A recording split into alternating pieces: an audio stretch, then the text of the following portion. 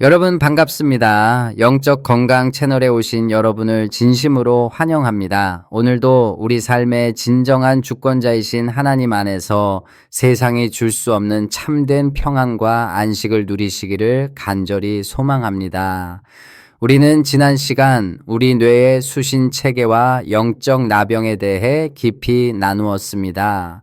하나님의 신호는 때로 우리의 자존심과 정반대의 방향으로 오며 그 피눈물 나는 일의 순종이 어떻게 우리 삶에 하나님의 10억 배 평강을 입자화하는지 살펴보았습니다.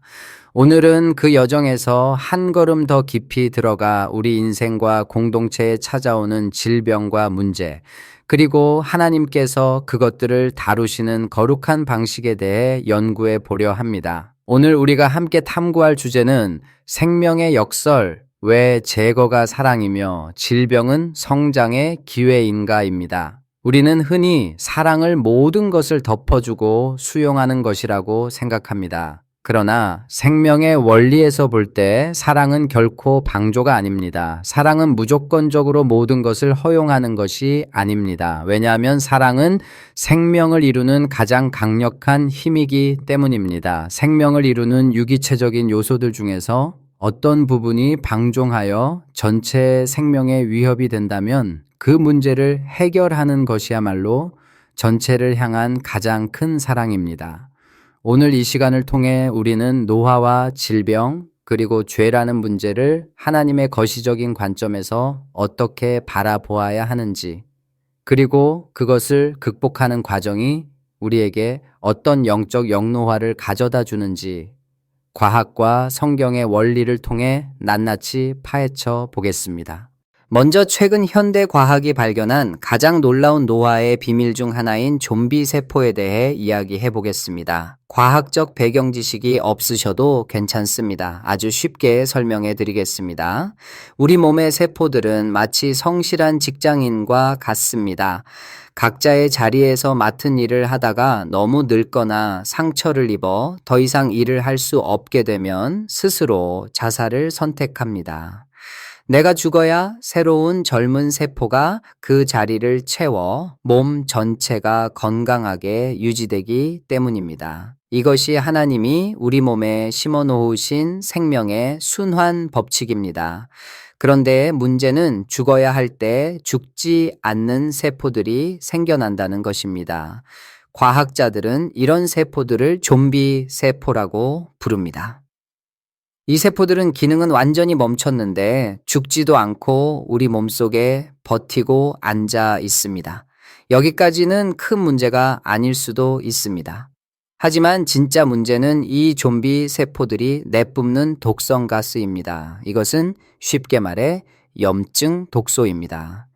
좀비 세포는 이 독소를 주변의 건강한 젊은 세포들에게 끊임없이 뿌립니다.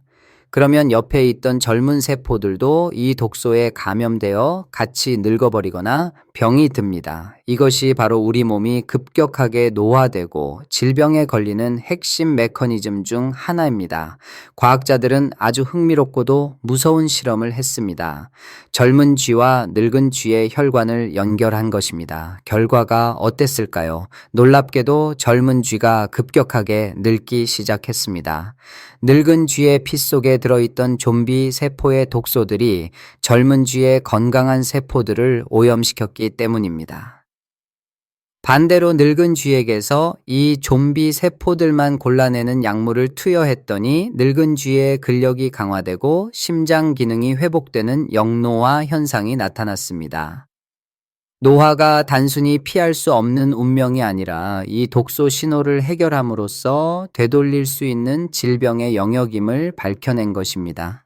자, 이제 이 과학적 사실을 우리 영혼과 공동체에 대입해 봅시다. 노화가 생물학적 질병이라면 성경적 관점에서 죄는 우리 영혼과 공동체의 질병입니다. 하나님 나라라는 거대한 유기체 안에서 한 개인이나 집단이 하나님의 신호를 거부하고 자기의와 욕망에 갇혀버리는 것은 우리 몸속에 좀비 세포가 생겨나는 것과 같습니다. 그들은 하나님의 생명 흐름에서 단절되어 더 이상 열매를 맺지 못합니다. 그런데 거기서 멈추지 않고 주변 사람들에게 원망과 불평, 교만과 거짓이라는 영적 독소를 퍼뜨립니다. 왜 나만 피해를 봐야 해? 하나님은 불공평해. 내 방법이 더 옳아라는 독성 신호들이 공동체 전체의 영적 주파수를 오염시킵니다. 성경에는 이런 영적 좀비 세포를 다루시는 하나님의 단호한 제거 사례들이 많이 등장합니다. 첫째로 출애굽 당시의 금송아지 사건을 보십시오.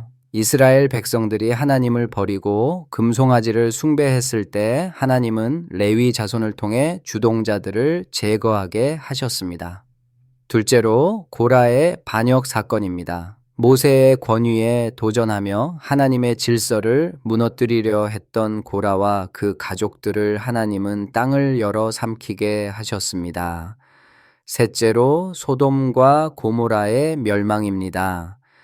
그 도시 전체가 좀비 세포화되어 더 이상 건강한 세포인 의인 10명을 찾아볼 수 없는 상태가 되었을 때 하나님은 국소적 절제 수술을 하듯 그들을 제거하셨습니다.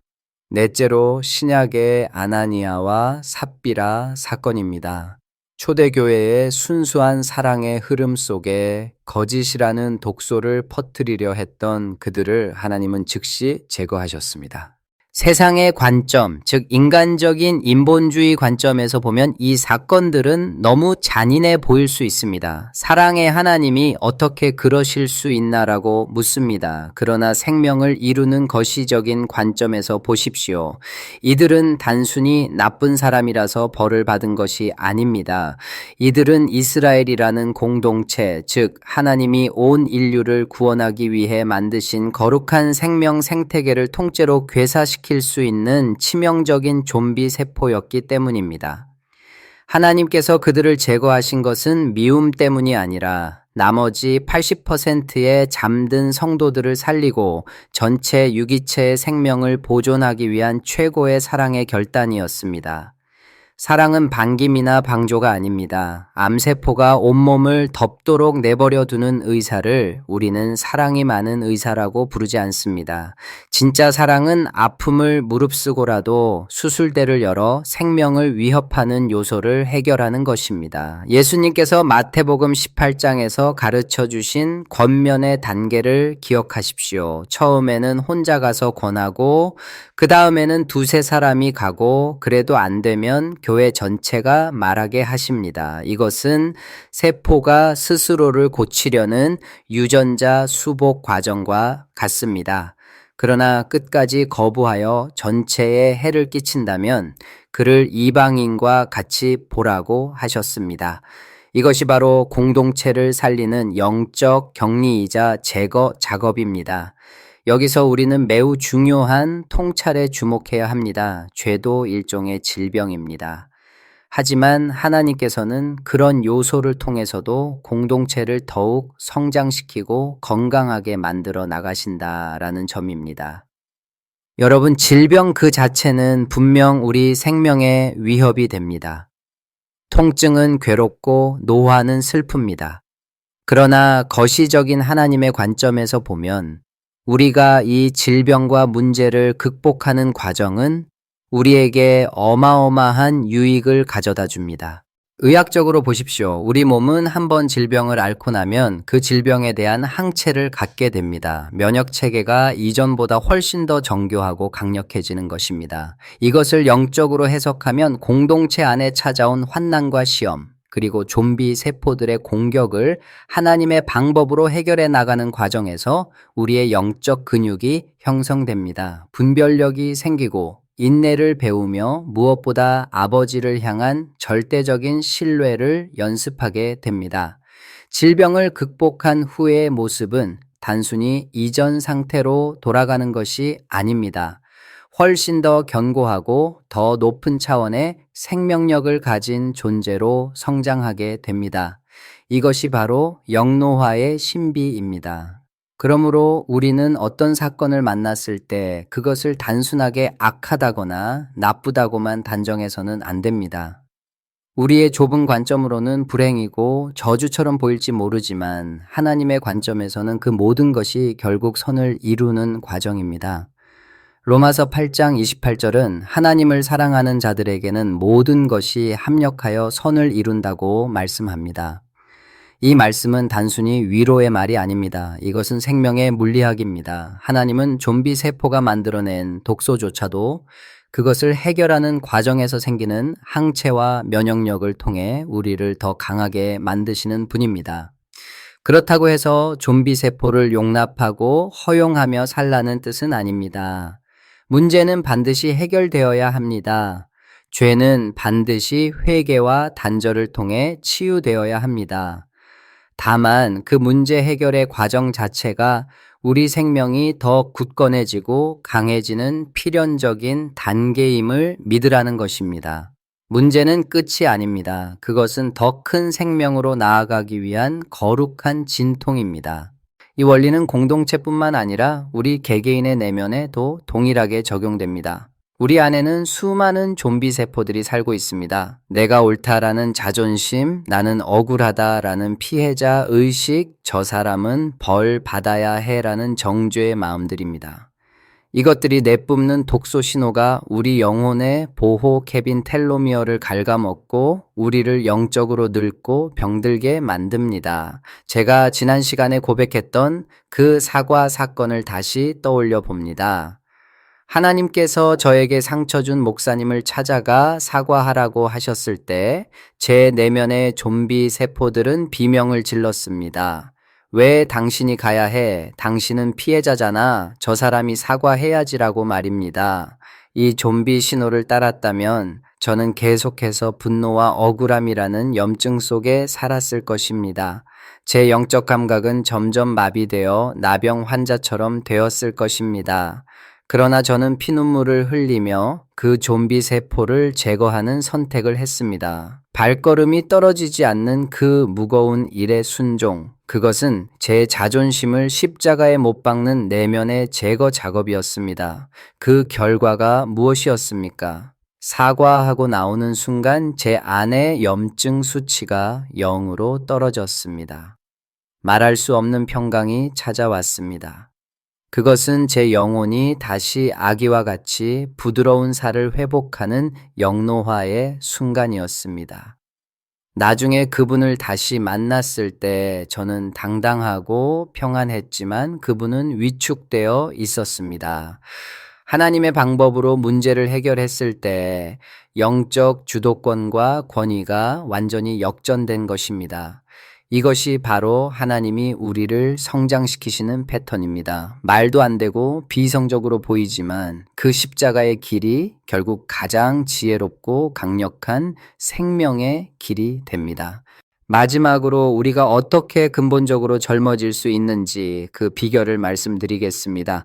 최근 노벨상을 받은 야마나카 시냐 교수는 아주 늙은 세포에 4가지 특정 유전인자를 주입하면 그 세포가 다시 아기 때의 만능 줄기 세포로 되돌아가는 현상을 발견했습니다. 이것을 리프로그래밍이라고 합니다. 우리 영혼에도 이 영노화 인자가 필요합니다. 그것이 바로 예수 그리스도의 영입니다.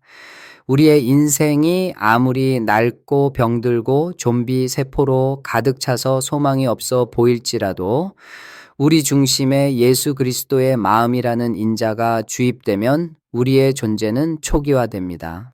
성경은 이것을 거듭남이라고 부릅니다. 어린아이와 같이 되어 천국을 받는 것, 그것은 단순히 성격이 착해지는 것이 아닙니다. 우리의 인식 체계와 감각 기관이 예수님의 주파수로 완전히 리프로그래밍 되는 것입니다. 이때 우리는 낡은 사고인 옛사람의 해석자를 따르지 않고 예수님의 거룩한 사고를 따르는 새 부대가 됩니다. 질병은 우리를 죽이러 온 것이 아니라 우리 안에 이 예수의 생명이 작동하고 있는지를 점검하고 활성화하기 위해 온 것입니다. 우리가 문제를 해결하고 치유되는 과정에서 우리는 단순히 병 낫기 전으로 돌아가는 것이 아니라 예수님의 성품에 한 걸음 더 가까워진 영적 청년으로 거듭납니다. 우리는 또한 요한계시록에서 두아디라 교회에 주신 경고를 무겁게 받아들여야 합니다. 주님은 자칭 선지자라 하는 여자 이세벨을 네가 용납함이라고 책망하셨습니다. 이세벨은 공동체 내에서 영적 독소인 염증 물질을 가장 강력하게 내뿜는 좀비 세포의 상징입니다. 그녀는 성도들을 꿰어 행음하게 하고 우상의 제물을 먹게 했습니다. 즉 하나님의 주파수를 교란하고 영적 감각을 마비시켜 나병에 걸리게 만든 것입니다. 주님께서 이세벨을 용납하지 말라고 하신 이유는 사랑이 없어서가 아닙니다. 독성 신호가 80%의 잠든 성도들의 영혼까지 완전히 부패시켜 깨어날 기회조차 박탈하기 때문입니다. 사랑은 방종이 아닙니다. 생명의 질서를 무너뜨리는 요소를 방치하는 것은 공동체 전체에 대한 유기죄입니다. 하나님이 금송아지 사건이나 고라의 반역 때 단호하셨던 이유는 이스라엘이라는 거대한 생명 생태계를 살리기 위함이었습니다. 우리는 개방적 수신자가 되어야 하지만 동시에 거룩한 분별력을 가져야 합니다. 모든 것을 품는다는 명분 아래 독성 신호를 수용해서는 안 됩니다. 제거가 곧 생명이라는 이 역설적인 복음의 진리를 우리는 명심해야 합니다. 이제 우리는 한 가지 더 깊은 차원의 통찰을 나누어야 합니다. 그것은 하나님의 관점으로 모든 것을 바라보는 훈련입니다. 우리가 보기에 좀비 세포는 악하고 질병은 나쁜 것입니다. 그러나 하나님의 거대한 시나리오 안에서 이 모든 것은 생명이 더 굳건해지는 과정일 뿐입니다. 질병 자체가 우리 생명에 위협이 될지언정 그것을 극복하는 과정에서 우리는 많은 유익을 얻습니다. 극복한 후에 우리는 이전보다 훨씬 성장한 모습을 갖게 됩니다. 질병이 없었다면 경험하지 못했을 하나님의 깊은 사랑과 치유의 능력을 맛보게 되는 것입니다. 그러므로 좀비 세포가 나타났다고 해서 절망할 필요가 없습니다. 그것은 치유를 통해 생명이 더 강해지는 과정의 시작일 뿐입니다. 그것이 끝이 아닙니다. 모든 것이 하나님의 관점에서 보면 결국 선을 향해 달려가고 있습니다. 우리의 낡은 해석자는 문제를 만나면 지옥의 시나리오를 쓰지만 거룩한 해석자는 그 속에서 천국의 소망을 찾아냅니다. 낡은 사고를 따르지 않고 거룩한 사고를 따르는 새 부대가 될 때 우리는 비로소 현재 지금 속에서 천국을 찾는 거룩한 습관을 갖게 됩니다. 사랑하는 영적 건강 가족 여러분, 이제 정리를 해보겠습니다. 첫째, 사랑은 방종이 아닙니다. 우리 몸과 공동체를 해치는 좀비 세포를 단호하게 다루는 것이 진짜 사랑입니다. 제거는 생명을 위한 축복입니다. 둘째, 죄라는 질병을 두려워하지 마십시오. 그것을 하나님의 방법으로 극복하는 과정에서 우리는 훨씬 더 강한 항체와 영적 근육을 얻게 됩니다. 셋째, 하나님의 관점을 회복하십시오. 우리의 좁은 눈에는 악으로 보이는 것조차 하나님의 거시적인 섭리 안에서는 우리를 완성해 가시는 선의 재료입니다. 넷째, 지금 여기서 영노화를 선택하십시오. 자존심을 내려놓고 사과하는 한 걸음, 내 뜻을 꺾고 아버지의 뜻에 합류하는 그 결단이 여러분의 영혼을 아기와 같이 젊고 건강하게 만들 것입니다. 천국은 선택입니다. 행복도 선택입니다. 낡은 구습의 옷을 벗어버리고 예수님이 입혀주시는 빛의 갑옷을 입으십시오. 80%의 잠든 자들이 여러분의 평안한 주파수를 보고 깨어날 수 있도록 여러분이 먼저 이 생명의 순환 체계 안에 머무십시오. 잠은 영원히 자지 않습니다. 언젠가 반드시 깨어날 때가 있습니다. 그래서 우리는 사람을 신뢰하고 기다려줄 수 있습니다. 오늘 여러분의 삶에 닥친 모든 문제 해결을 통해 생명이 더 굳건해지고 강해지는 기적을 경험하시길 간절히 축원합니다. 시청해 주셔서 감사합니다. 다음 시간에는 우리의 육체가 어떻게 이 영적 신호를 실제 물질적 치유와 건강으로 치환해내는지 그 구체적인 입자화의 비밀에 대해 더 놀라운 이야기를 가지고 찾아오겠습니다. 평안하십시오. 여러분은 이미 승리한 하나님의 자녀입니다.